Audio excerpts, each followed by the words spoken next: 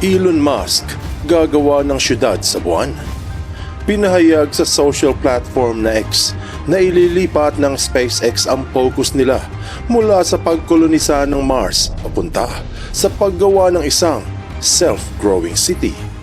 Isang malaking syudad sa buwan ang ipatatayo upang tirahan ng mga tao at gawing base. Hindi lamang ito nakakapanabik na proyekto sa kalawakan, kundi isang hakbang na maaring magbago sa kapalaran ng sanlibutan. Siguradong magugulat ka sa malalaman mo na bagamat makasaysayan ang hangad ni Elon Musk, hindi lahat ng eksperto ay sangayon sa higanteng proyekto. Mayroong mga naniniwala at marami din namang naghihinala. Ang tanong, totoo ba?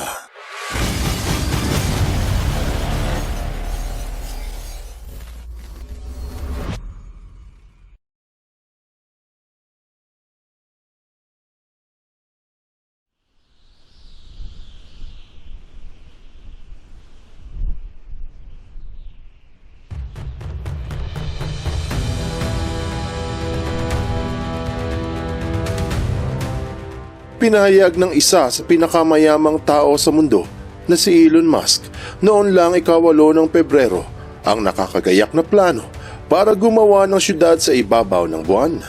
Ayon kay Musk, mas praktikal ang misyon papunta ng Moon dahil 2 araw lang ang biyahe. Kumpara sa biyahe papuntang Mars, kailangan pa ng tamang panahon. Isang beses lamang sa 2 taon at 2 buwan magkakalapit ang planetang Mars at Earth sa tinatawag na opposition event.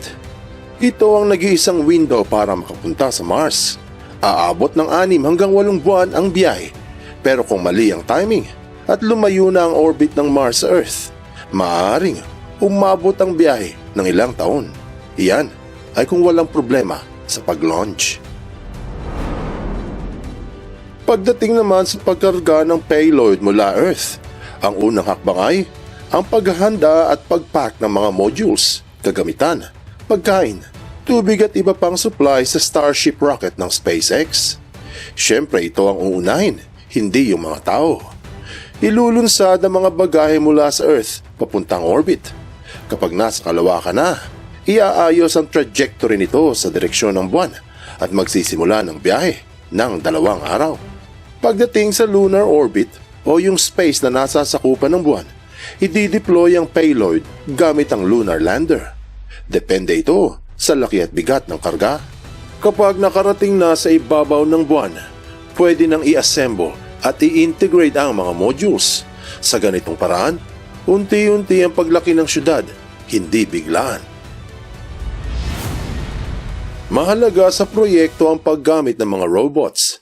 Ang balak ay, sa unang phase ng proyekto, mga robotic systems muna ang ipadadala para maganda ng lugar. May automated at may mga remote control na nagmamaniobra mula sa SpaceX. Sila ang mag-a-assemble ng habitat modules na galing sa Earth. Maglalagay ng mga solar panels at maghahakot ng regolith na pwedeng gawing materyales para sa 3D printing. Kapag nasiguro na ang initial phase ay sapat upang maging tirahan at masustentuhan yung mga personnel, susunod na ibabiyahe ang mga tauhan. Kapag may tao na sa site, sila naman ang magpapatuloy na magmo-monitor, mag-ayos at mag-upgrade ng mga sistema habang patuloy na gumagana ang mga robots sa mabibigat at delikadong trabaho. Maglalagay sila ng maliliit na base modules o maliliit na silid na pwedeng tirahan ng ilang tao at magsilbing lugar para sa research at basic operations. Pagkatapos, habang dumadami ang biyahe at patuloy ang pagdating ng kagamitan, nadadagdagan ang mga panibagong modules. Mas malaki, mas sopistikado, at ikukonekta sa mga nauna hanggang sa dumami. Bawat 26 months ang biyahe ng payload mula sa Earth, karga muli ay iba't ibang kagamitan. Unti-unti lalaki ang capacity ng base. Mas maraming tao ang pwedeng tumira, mas maraming researchers ang tutulong, mas lalawak ang pasilidad tulad ng power systems at life support, hanggang sa maging 1 na itong ganap na syudad. Bagamat limitado ang mga materyales na magagamit, malaking bahagi ang paggamit ng lunar soil o lupa ng buwan o regolith para sa konstruksyon ng mga pasilidad. Maaaring i-process ang regolith at gamitin sa paggawa ng mga pader o istruktura sa tulong ng 3D printing technology. Isang industrial size na 3D printer ang gagamitin pantayo ng mga istruktura o anumang kinakailangan sa proyekto. Sa hindi nakakaalam, meron ng mga bahay sa Europa na itinayo ng mga higanteng 3D printer at napatunayang matibay ang pagkakagawa. Makakatulong ito para makatipid sa gastos at mabawasan ang dami ng ipadadala sa bawat biyahe. Wala ding problema sa kuryente dahil sa loob ng 2 linggo ay may araw sa buwan, kaya pwedeng gumamit ng solar panels para mag-generate ng electricity. Una, ang mga solar panels ay padadala mula sa Earth gamit ang Starship kasama ng iba pang modules at kagamitan. Pagdating sa buwan, i-install ang panel sa lugar kung saan pinakamalaki ang exposure sa araw para mas efficient. Ang kuryenteng malilikha ng solar panels ay gagamitin para patakbuhin ang mga life support systems, ang mga ilaw, kagamitan at iba pang teknolohiya sa base. Sa gabi naman, para masiguro ang tuloy-tuloy na daloy ng kuryente sa mga modules, pwede rin gumamit ng mga baterya, battery storage o advanced energy storage systems. Pero may hinaharap silang napakalaking problema. Ito ang nakamamatay na moon environment.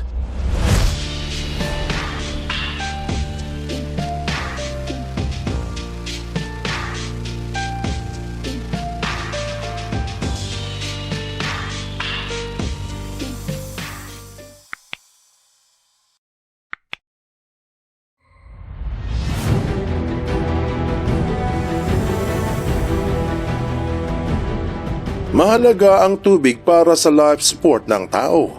Pero dahil sa walang natural na tubig sa ibabaw ng buwan, plano nilang kunin ang yelo na nasa mga crater sa ibaba at itaas at i-convert sa maiinom na tubig. Una, ipadadala mula sa Earth ang mga kagamitan na gamit para mag-extract ng yelo. Pagkatapos makuha, pwede itong tunawin at linisin gamit ang mga filtration systems para maging safe at magamit sa iba't ibang pangangailangan. Pwede ring paghiwalayin ang mga elementong hydrogen at oxygen ng tubig para gawing fuel.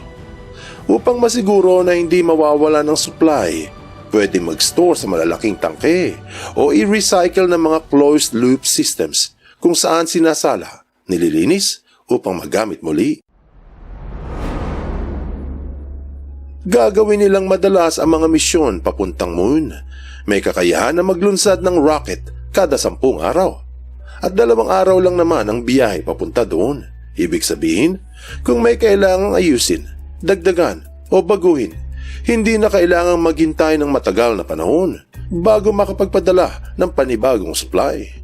Mas mabilis nilang magagamit ang bagong teknolohiya, mas mabilis nilang makikita ang problema at mas mabilis din ito masusolusyonan. Hindi katulad sa planetang Mars. Kailangan ay tumpak ang timing ng pagbiyahe. Tapos aabot pa ng 6 na buwan. Kapag may aberya, matagal bago maayos. Kaya mas maganda talaga kung sa buwan muna sila pupunta. Subalit, hindi lahat ay sangayon. Isa sa pinakamalakas na argumento laban sa Moon City Project ni Elon Musk ay ang posibilidad na maling paglaanan ng mga resources. Imbis na ilaan ng bilyong-bilyong pera, talento at kakayahan sa agarang problema dito sa Earth, mapupunta ito sa buwan. Sinasabi ng mga kritiko na napakalaking puhunan ang kailangan, pero kakaunti lang ang direktang pakinabang. Kung titignan nga naman, nandito ang climate change, kahirapan, kakulangan sa maayos na healthcare, sirang infrastruktura at tensyon sa politika sa iba't ibang bansa. Tila nalilihis ang focus ng mga tao sa tunay na pangangailangan at napupunta sa isang pangarap. Dahil sa gulo ngayon, halos malugmok ang buong mundo sa ikatlong digmaang pandaigdig. maraming panganib na kailangan isaalang-alang bago manirahan ng tao sa buwan. Una, ang malaking pagbabago sa temperatura. Pwedeng umabot sa 127 degrees Celsius ang init. Hindi ba't sa Kabanatuan, 52 degrees ang nai-record na pinakamataas sa bansa. Sa gabi naman, bumababa sa negative 173 degrees Celsius ang temperatura. Kung iisipin, 0 degrees nagsisimulang magyelo. Mantakin mo sa buwan, bumababa ng negative 173. Dahil dito, kailangan ng mga tirahan sa Moon City ay may matibay na insulation at temperature control system para protektahan ang mga tao at gagamitan. Ang mga tubo, electronics at iba pang devices ay pwedeng masira kung hindi properly insulated o heated. Kailangan rin na may backup systems kung sakaling pumalya ang primary heating o cooling. Malaking panganib din sa buwan ay ang mataas na antas ng radiation. Dahil walang makapal na atmosphere o magnetic field ang buwan gaya ng Earth, diretso na tumatama dito ang cosmic rays at solar radiation. Ang ganitong radiation ay pwedeng magdulot ng short-term effects tulad ng nausea, pagkapagod at skin irritation. At long-term effects tulad ng cancer at pinsala sa ating DNA. Kaya kailangan ng mga lunar habitats na may protective shielding, tulad ng makakapal na walls o paggamit ng regolith bilang pangharang para mablock ang radiation. Bukod dito, pwede rin gumamit ng radiation suits kapag lalabas sa base para sa experiments o construction. Mahalaga rin ang monitoring systems para masubaybayan ang radiation levels sa bawat oras. Isa sa pinakamalaking hamon ng Moon City ay ang kakulangan ng hangin na pwedeng malanghap.